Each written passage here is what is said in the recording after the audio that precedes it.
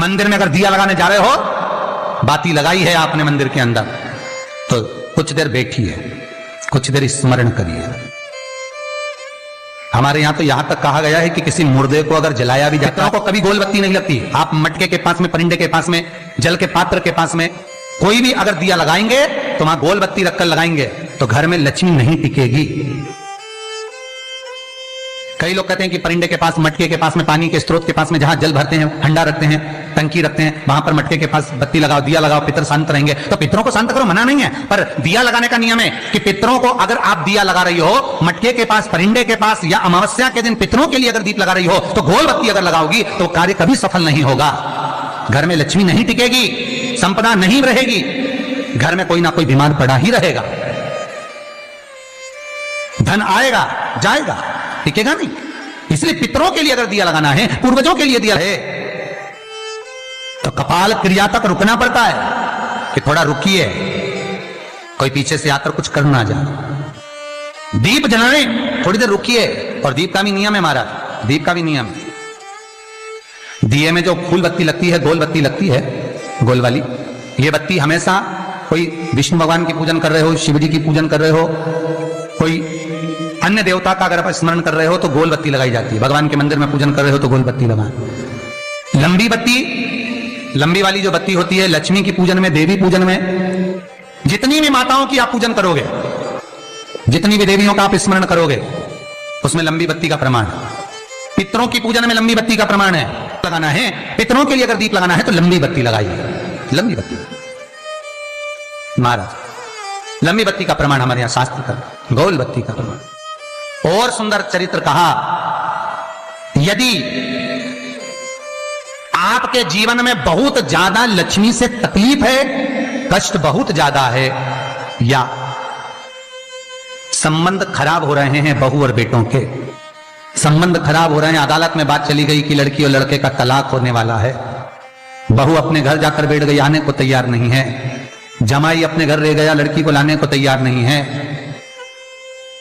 सास बहू में आपस में तनमन चल रही है, प्रेम बिल्कुल नहीं है, या लक्ष्मी आती ही नहीं, बहुत कष्ट है, जमीन जायदाद पड़ी बिक नहीं रही, तो एक काम करना, इतना दुख अगर आपके जीवन में है तो कार्तिक के महीने तक रुको, और कार्तिक का महीना आए, त्रयोदशी तिथि आए, कोई सा भी हो, सोमवार, रविवार, मंगल, बुध, कोई सी भी त्रयोदशी, प्रदोष, कोई सी भी प्रदोष तिथि आए, उस दिन तुलसी की लकड़ी, पहले से तुलसी आपके घर में अगर सूखी हो, तुलसी सूख गई हो, तो उसकी जो लकड़ी होती है, उस लकड़ी का 7 लकड़ी का बंडल बनाकर दीप बना लो। लकड़ी का दीप मतलब लकड़ी, पतली पतली डालियों को लेकर कच्चे सूत से उसको बांध दो, और बांधकर घी में डुबक दो। कार्तिक के महीने में शुक्ल पक्ष की त्रयोदशी तिथि जब आए, प्रदोष का जब व्रत आए, उस दिन भगवान के मंदिर में, शिव मंदिर में नहीं, भगवान किसी भी देवता के मंदिर में, विष्णु के मंदिर में, नारायण के मंदिर में, कृष्ण मंदिर में, राम मंदिर में, किसी भी मंदिर में, मंदिर ना हो तो अपने घर के मंदिर में शाम के समय पर उस तुलसी की लकड़ी का दीप, दिया भरकर उसमें घी डालकर जो दीप प्रकट कर देता है, जला देता है, दीप को प्रज्वलित कर देता है, उसके घर में कभी संपदा की कमी नहीं होती महाराज। विष्णु पुराण में स्पष्ट लिखा है। इसलिए शायद कहा जाता है कि भगवान को सर्वश्रेष्ठ कौन सा चंदन अच्छा लगता है। आपको पहले भी कथा में कहा, आगरा की कथा अगर किसी ने सुनी होगी तो उसमें वर्णन किया, भगवान को सर्वश्रेष्ठ चंदन कौन सा, भगवान को सर्वश्रेष्ठ चंदन कौन सा प्रिय है, वो कौन सा चंदन है जो भगवान विष्णु को लगाएं, राम को लगाएं, कृष्ण को लगाएं, वो कौन सा चंदन है जो श्री हरि को लगाया जाए। तो जीते जी भगवान विष्णु एक बार गले लगाते हैं, उसको कहते हैं हरि चंदन। कौन सा चंदन है? हरि चंदन।